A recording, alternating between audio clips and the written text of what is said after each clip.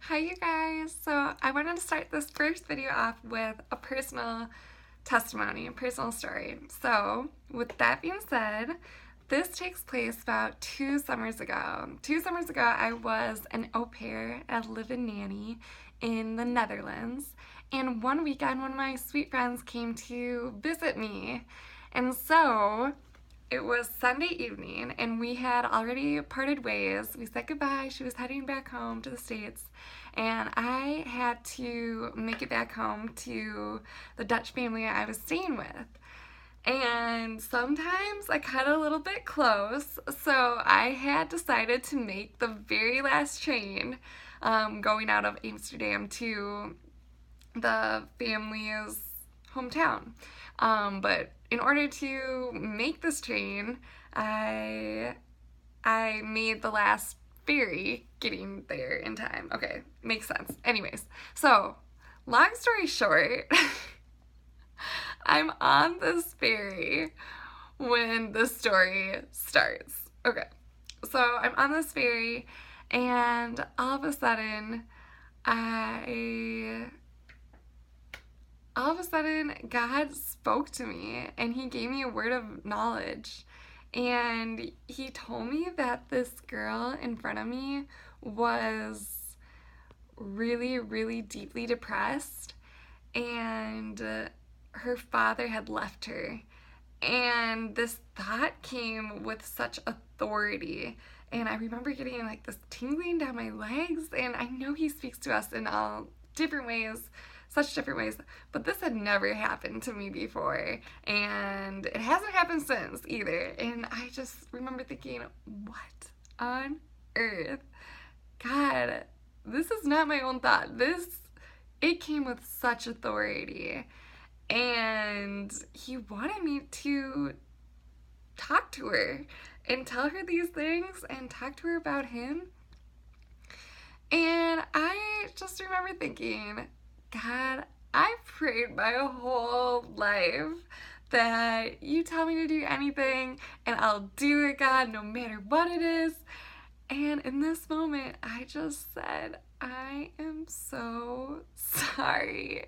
God, I will do anything else except for go and tell her these things. Because in my mind, rationalizing, okay, first of all, she is with two other people, so kind of awkward situation to just waltz up to someone and try to talk to them individually. B, I don't even know if she speaks English. C, our ferry is about to dock in, and I legitimately only have 2 minutes to make it to this train.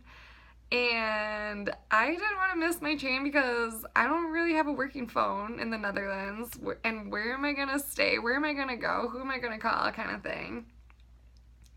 So I'm thinking, like, oh my word, God, you can't possibly give me this thought with all these different circumstances.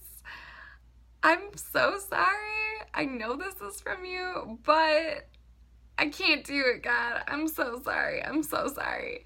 And I promised God after I said no, I said, okay, God, but if she bumps into me on the ferry, I will tell her these things. And I knew, first of all, I've been using these ferries all weekend long. No one had ever come close to bumping into me, touching me. It's just everyone is very aware of their bubble space, like good Minnesotans. You don't really get too close. Anyways, okay, that's besides the point. I knew she wasn't gonna bump into me. And then after I made that promise, so we're standing maybe 6 feet away from each other. She's in front of me. And after I promised that, like a good Christian, I got as far away from her as I possibly could on that ferry. So we were in the middle, and I booked it to the left side of the ferry, and I hugged the edge of the ferry getting off too. And while we were getting off, all of a sudden, someone bumped into me. And I think I did one of those glances towards heaven, like, oh my word, I already know who it is. I know who bumped into me. And I looked to my right, and it was the girl. I could not believe it. Okay, first of all, I don't know how I even lost track of her. Why did I even take my eyes off of her? But anyways, besides the point, it's a God thing. And so in that moment, I prayed and I said, God, I know I promised you I would tell her these things if she bumped into me, but I am so sorry. I can't do it. I'm not gonna do it. And I literally started sprinting. And for those of you that don't know me, I don't really run that often, but I legitimately was sprinting through the train station. And when I was running, I prayed one more time. I promised God, okay, God, I'm so sorry. I'm so sorry. But I promise, this time I really mean it. I promise, if she's on my train, I'll tell her these things. Thinking in my head, there's no way she's gonna be on my train. It leaves in less than 2 minutes. Sprinting through the train station, run up the stairs, down the platform, made it on the train. Holla, made last minute train. Yeah, okay, anyways. It's about to leave. It's got maybe 20 seconds left. When all of a sudden, I see the girl stepping onto the same car as me on the train, and she waves goodbye to her two friends and sits down kitty corner to me. I don't know if I've ever been in so much shock before in my life. But that's when I said, okay, God, I'll tell her these things. I will. And for the first time in my life, I struggled trying to find a conversation starter. I've never had any problem starting a conversation with anybody. But for some reason, the only thing I could think of, and I was praying, Lord, what do I say? How do I say hello? You know, I kept praying, like, God, what can I ask her? The only thing I can think of is, hey, do you know where this train is going? And I kept thinking, that is so dumb. Of course I know where this train is going. Otherwise, I wouldn't have gotten on the train, Natalie. So I literally could not think of anything. When she turns to me and asks me in Dutch first, but then I told her I don't speak Dutch, asks me in English, hey, do you know where this train is going? And I said, yes. And I told her where the train was going. And she freaked out. Literally freaked out. She said she got on the wrong train, but it had already started. So she couldn't go back. So she gets up, talks to this Dutch man, sits back down, and I ask her, hey, do you know where you're going? And she said, yeah, I get off in 2-3 stops. And she told me all the trains she takes. I don't remember. Anyways, okay, beyond that point. Anyways, in my mind, I'm like, okay, I've got 2 or 3 minutes, maybe 1.5 minutes at the max, to tell her these things. And the weirdest thing happened where she was just talking to me, and she takes her stuff and sits literally across from me, and she's just talking like as if we were best friends. We'd known each other forever. And so that's when I asked her, hey, can I ask you a question? And she looked at me and said, yeah. And I asked her, are you really, really sad? Are you deeply, deeply depressed? Like, it was such a huge, deep impression upon me about how depressed she was. And she kind of tilted her head a little bit, and she said, yeah. And I asked her, can I ask you another question? She said, yes. And I asked, did your father leave you? And she told me that her father had left her mother. And I'll never forget what happened next. She had tears in her eyes, and her hands were shaking. And she looked at me and she asked, who told you these things? And I said, God did. And he told me to tell you that he loves you and that he sent his son Jesus to have a relationship with you, that he died for you in your place, and he loves you so much. And I honestly don't even remember everything else I told her, but I got to share the good news with her and how deep and how wide our Father's love is for us through that. And she opened up and she told me that she's 15 years old. She had run away from home. No one knew where she was. Her mom didn't know where she was.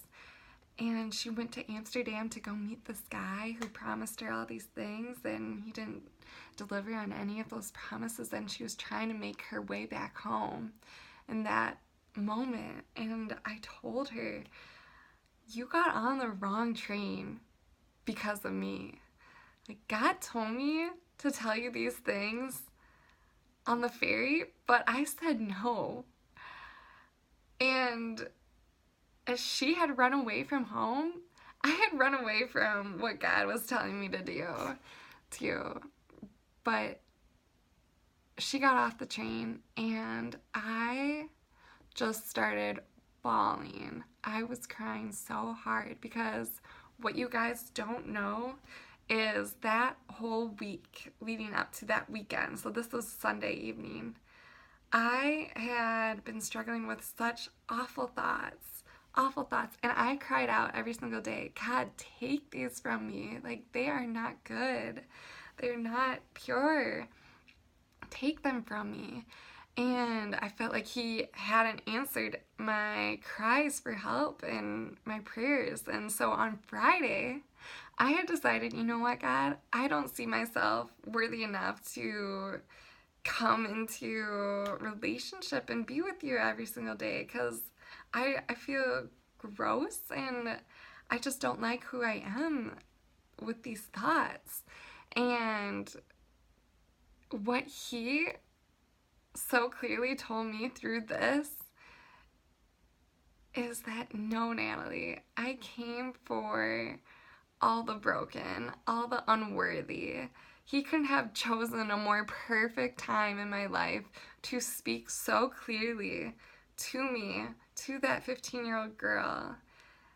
Because if he had spoken that to me at any point in my life prior to that moment, I would have thought, okay, I've got to be doing something right. Like, I'm spending enough time with God in the morning. I'm praying enough. I'm doing enough good things.